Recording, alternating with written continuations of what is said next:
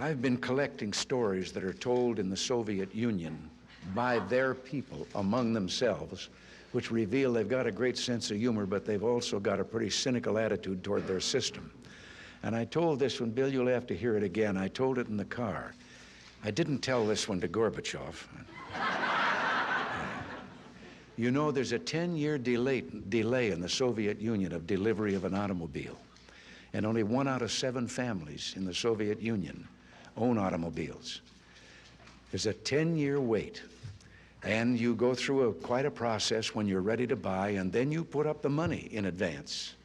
And this happened to a fella, and this is their story that they tell, this joke, that this man, he laid down his money, and then the fella that was in charge said to him, okay, come back in 10 years and get your car. And he said, morning or afternoon?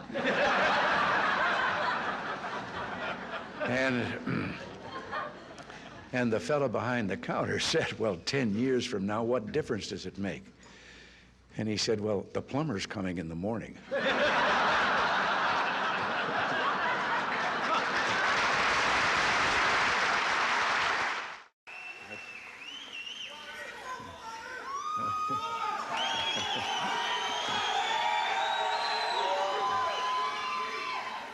I just want to, oh, I can't resist.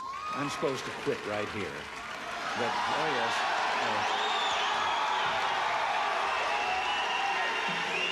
But in view of the 5 things that I just said, I don't know whether you know it or not, but I have a new hobby. I am collecting stories that I can actually prove are told among the Russian people.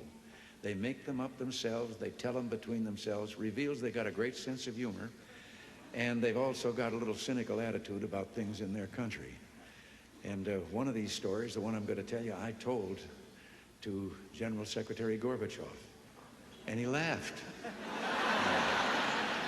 The story was an American and a Russian arguing about their 2 countries, and the American said, look, in my country, I can walk into the Oval Office, I can pound the president's desk and say, Mr. President, I don't like the way you're running our country.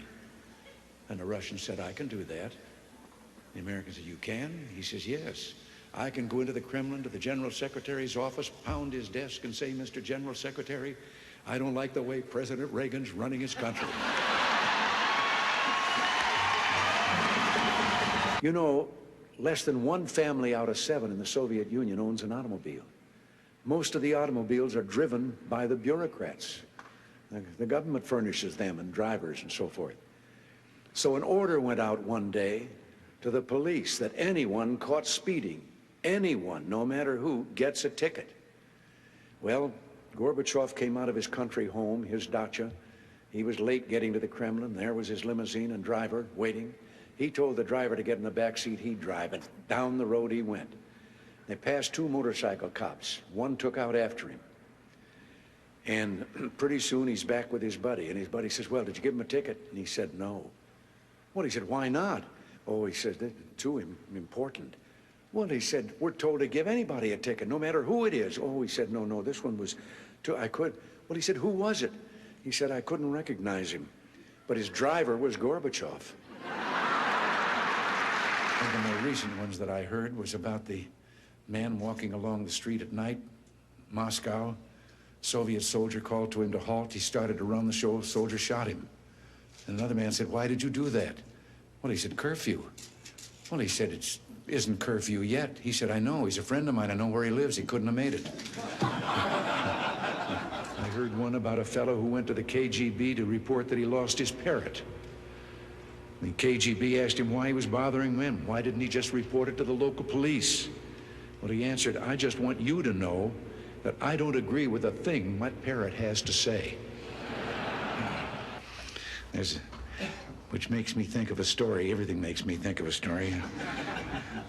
About 3 dogs, an American dog and a Polish dog and a Russian dog. They were all having a visit, and the American dog was telling them about how things were in this country.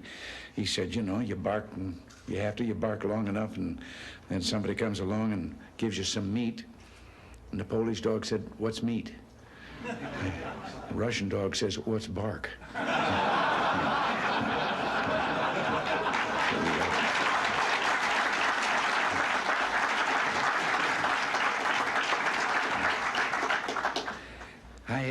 interrupt right here and tell you that in one of my visits, I won't name him, I don't want to embarrass him, but one of the heads of state that I met with on this visit, he gave me one while I was on the way. Told me the story about the two fellows in the Soviet Union that were walking down the street, and the one of them says, "Have we really achieved full communism? Is this it? Is this now full communism?" And the other one said, "Oh, hell no, things are going to get a lot worse."